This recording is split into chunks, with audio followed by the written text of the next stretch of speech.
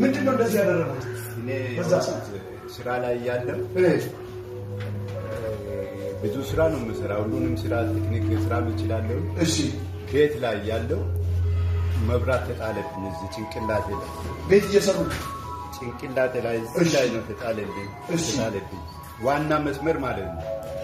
ግን እንደማልሞት እግዚአብሔር ነግሮኝ ነበር። እንደዚሁ ትንሽ ድንኳን ውስጥ ነው የምናመልከው። እዛ ውስጥ ነግሮኛል።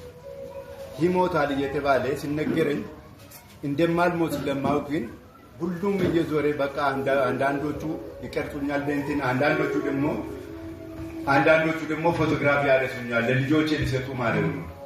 ልጆቼ ከኔ አጠገበሉ አንድ ሰው ከኔ አጠገበለም የሚመጣ ሁሉ በቃ ይሞታል እሱ እያለ ፎቶግራፊ ያነሱኛል። ፎቶግራፊን እያነሱ ለልጆቼ ይልካሉ። በቃ ዝም ብሎ እኔ ዝም ብዬ ኦክሲጅን እዚህ ላይ ተገጥሞልኛል። እዚህ ላይ በቃ የሌለበት ቦታ አለን። በቃ እንትኑ እንደማልሞት ግን እግዚአብሔር ስለነገረኝ በተስፋ አጠባበቅ ነበር። የሚተርፍ ሰው አይደለም።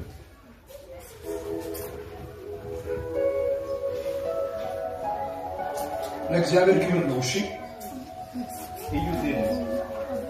መብራት ወንዳለ ጫማዬን ሳይቀር አቃጥሎ ከቤት ላይ ወረወረኝ። ለዛውን ከቤት ላይ አንስቶ ሌላ ቦታ ነው ጣለ። የት እንደገባው አላወኩም። ግን እግዚአብሔር እዚህ መጥቼ ደግሞ ልጄ ጋር ቆይቼ በአምስተኛ ወር ሰው ጋር መጥቼ እሱ ጋር ቀረብኩ። ሰው ጋር ሳይጠጋ በለቁስሌ በቃ ሽታ አለ። ቁስሌ ጠቅላላ ሰውነት ጠቅላላ ቁስል አለው፣ ይሸታል። አንድ ቀን እንዳውም እሷን ደብቄ ማለት ነው ፊሊት ለዝንብ ተብሎ ለተገዛ አለ እኛ ቤት ውስጥ ትል አወጣ። እዚህ እግሬ ትል ሲያወጣ ምንም አልሆንም አታለቅሽ እያልኳት እሷ ውጭ ስትወጣ ቢቀለኝ ምግደልኝ ብዬ እዛ ላይ ደፋሁት።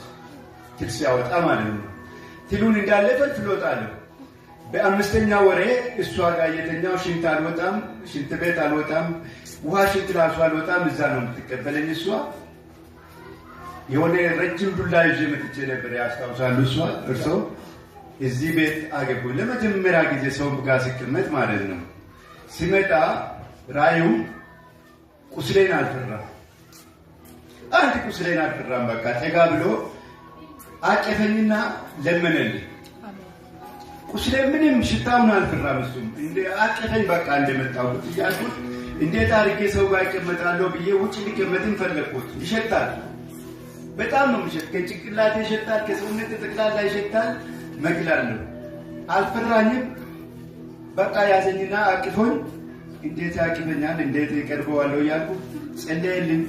ለዚህ እግዚአብሔር አመስግኑልኝ። ነብዩ እግዚአብሔር አበረታ።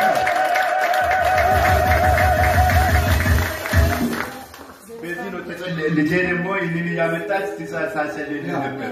ይሄ የማይባል ቁስል ነው አለው የለም አለ አይባልም። በቃ ሊሆን አልችልም። ኖርኩ ለዛሬ ግን በጣም ኢየሱስ ለጌታ ለኢየሱስ ወለም